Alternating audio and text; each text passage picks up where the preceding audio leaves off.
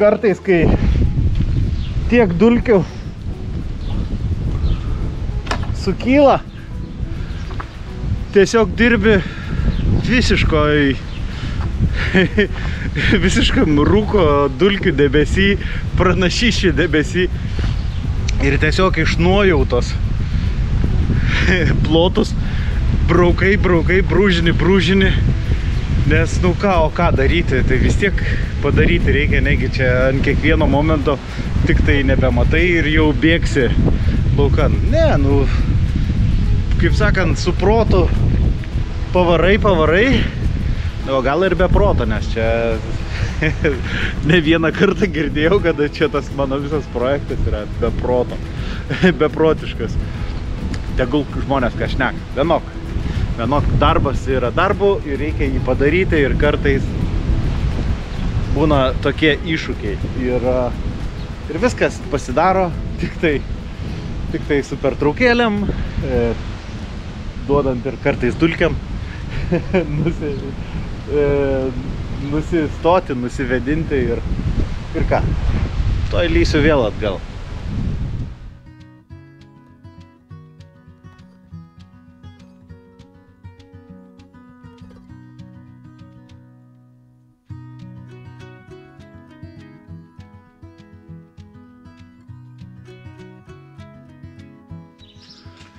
Truputį apsišveitus grindinius dažus, kurių dar buvo likę šiandien bei ten, nusigrantavau su garsiai žinomu ir visų giriamų beton kontaktų.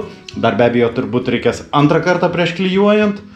O čia, dėl to, kad nebuvo dažyta, pasirinkau kaip ir visur. Tiesiog paprastą gruntą giluminį. Ir ką?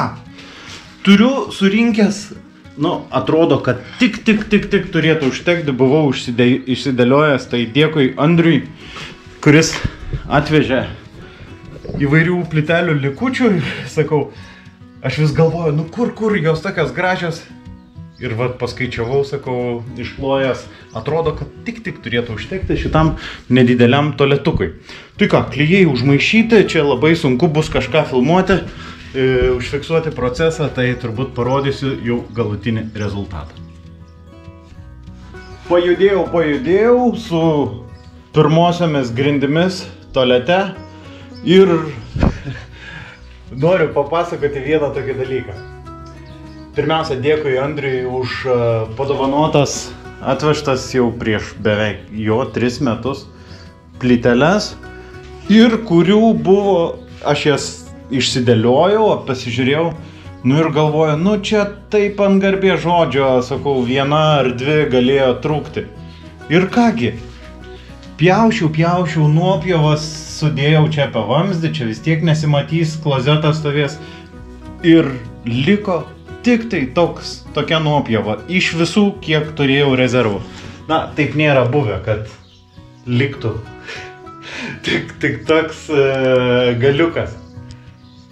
Tai yra tvarumas, aš sakyčiau, kada ir negeneruoji šiukšlių, ir panaudoji daiktus, šiuo atveju statybinės priemonės, plyteles, kurios irgi numanomai jau galėjo keliauti irgi į šiukšliadėžę kažkam tai kažkur tai. Bet Andrius, sužinojęs apie mano projektą, padovanojo. Aš galvoju, kur tokį nedidelį kiekį, galvoju, kažkur gal apie kriauklę ar kažką, bet tai yra grindinės plytelės ir jos čia dabar džiūsta ir beliks, kai jau viskas bus priklijuota, užfuguoti tarpus. O dar vienas dalykas yra, kurį noriu aptarti, tai kaip matėt, praeitoj serijoje rodžiau, kad čia teko pakankamai tinką nusidaužyti. Ir niuansas toks yra, kad kaip yra grindinės plytelės ir matosi čia dar senųjų sieninių plytelių likučiai yra likę. Jos čia dar aš prie jų prieisiu. Bet matom, koks iš tikrųjų su lazeriu labai gerai matosi, koks storas sluoksnis turės dėtis klijų ar čia dar kažko reikės prieš tai patepti. Bet noriu pasidalinti tokiu užmatytu ir gal kažkas žino, bet gal kažkam pravers dalykas. Tai liaudyje vadinami majakai, tai yra, kurie duoda lygį. Ir žinodamas savo akmens masės plokščių dydžius, aš galiu jau pasižymėti pagal gulščiuką ir pagal lazerį atstumus. Ir va taip labai paprastai su varžteliais, medsraigčiais, ar ne medsraigčiais, čia į betoną, į vienok. Tai va taip susisukiojau palei lazerį ir pridedam gulščiuką dar pasitikrinimui, pum. Ir kągi, akis, manau, kad tikrai puikus metodas savo kaip sakant, bus lengva su tom plokštėm atsinešti, prisitepus klijų ar ant sienos, pukšt pridedi, prispaudi ir kada atsiremia į tuos varžtelius, bus aišku, kad tai yra jau lygis. Aišku, vis tiek gulščiuką naudosiu, bet pagalvojau, kol vyksta dar tokie šiokie pasiruošiamieji darbai prieš perinant prie sienos, dar be abejo reikia pirmą koridoriaus grindis, bet sakau, gauni keletą minučių laisvų ir galvoju iš karto strategiškai kaip šachmatuose toliau į priekį ir ką daryti. Ir va, kaip sakau, prisiminiau tokį momentėlį ir tai manau, kad pagelbės. Na, tikėkimės, tai judu toliau.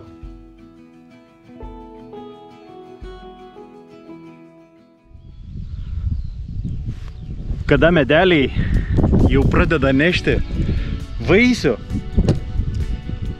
oi, net čiurpas bėga, kaip smagu yra iš tos laimės. Višnaitės sodintos pirmais, antrais metais ir trešnės, va, draugų Kanopos ir Deivido.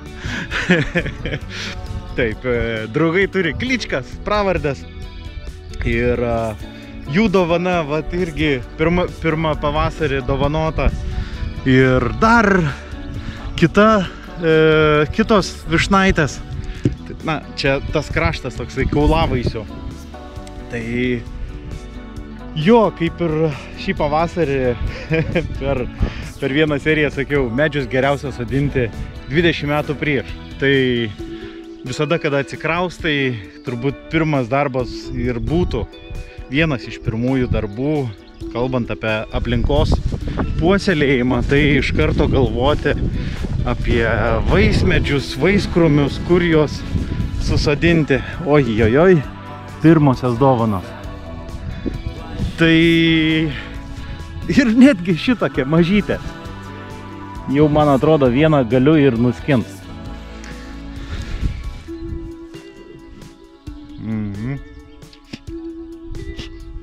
Atsiprašau, kad čia taip spjaudusi. Tai jo, kaip sakiau, vaismedžių, vaiskrūmių strategija labai svarbi ir kuo anksčiau pasodini, tuo greičiau džiaugiesi jų vaisiais. Ir kur tau? Jau aš negaliu nustoti pirmom vyšniam atsidžiaugti. Atsiprašau. Sakau, neatsidžiaugiu. Trešniam dar porą dienų. Tai va, tarp darbų gera ateiti ir prie medelių, nes daržas tai dovanas dovanoja pakankamai greitai. Ir tas įdėtas triūsas pasimato kelių mėnesių eigoje. O va su medžiais tai jau taip yra, kad jau metų reikia ir ne vienų. Sakau, širdis spurda. Atrodo iš tokio mažo dalyko, bet tai yra tikrai ilgametis planavimas, kada taip va ir serbentų yra, dar sirpstančių, raudonųjų, ir jau aviečių, ir žemuogių, ir taip toliau, ir taip toliau. Tai Tai va tarp darbų, kada norisi truputį mažiau valgyti dulkių, o valgyti ką nors sultingą iš daržo, tai tada ir ateinu paragauti tų darbo rezultatų. O užpraeitais metais taipogi sodinta ši alyvinė obelaitė. Panašu, kad irgi nustebins šiemet su savo pirmaisiais vaisiais. Oi, gerai. O ką jau kalbėti apie serbentus, agrastus, visa čia juosta, būtent vaiskrūmių. Jie irgi. Tai pasikartosiu ir paskatinsiu. Sodinkit medžius, sodinkit krūmus. Tai ne tik dėl savęs, dėl į ateitį ir kitiems žmonėms, kas ir po jūsų bus. Jie taipogi džiaugsis jūsų darbu, įdėtų triūsų ir skanaus. O čia skiepai kuo puikiausiai prigyja ir ten, ir ant kitų medžių. Šį pavasarį, kada skiepijau, tai sakau, tarp darbų tai praeini rateliu, pažiūri ir matai, kaip gamta, su gamta eini ranką rankon. Tai geras jausmas. O dabar vėl į dulkes. Kad planai kinta darbų eigoje, tai turbūt visada tai būna. Visada. Buvau, kaip rodžiau, pasidaręs majakus, o jie, kaip pasakojau, buvo susieti su senų plytelių vietomis, bet senos plytelės vis dėlto iškeliavo, nes pagalvojau, jos čia visai netiks. Tai dabar palipdžiau trapoj, tai ta prasme palipdžiau, tenais reikėjo tokį šulinuką pasidaryti, ne? Tiesiog yra senasis trapas labai giliai, o naujai, kad prisidėti, reikia pasikelti aukščiau ir vat tas remelis turi turėti senelės. Tai vat, pasidariau, išsidaužiau ir susilipdžiau ir galvoju, taip, dabar gali čia luktelėti, nes taip visai siurprizo principu atvyko Dainius, draugas, ir truputį plokštes atidėsim vėlesniam laikui, nes kaip sakiau, kad planai pasikeitė į tai, ką buvau užsiminęs, kad, sakau, vasaros antroji pusė, vasaros antroji, ir vis dėlto mes paėmėm, Dainius išardė ir susiruošėm klojinius ir vieną langą, ir antrą langą, ir tuoj pabandysiu užlipti dar, parodyti, oi, kaip mes čia meistravom ir va, sumeistravom ir seno žaibolaidžio stora viela, su jais kaip armatūra, nes aš jau dabar nelėksiu sekmadienį dar ir ieškoti kur to armatūrų, ir manau, kad tikrai laikysis. Ir ką, belieka dabar turbūt, kad kaip visada jungti betono maišyklę. O nuovargis yra pakankamai didelis, bet reikia darbą padaryti. Tiesiog reikia padaryti ir tada bus, kaip sakant, šitas darbas atliktas, o tai leis jau duos laiko, vis tiek iki mūrimo turės padžiūti 2 savaitės. Tai aš tą laiką vėl galėsiu persifokusuoti į vasaros virtuvę. O panašu, kad čia visai neužilgo visa daržinė bus užbaigta. Net, sakau, neplanavau, kad čia taip greitai, bet įvyksta kaip įvyksta. Ir pokyčiai labai geri ir į gerą.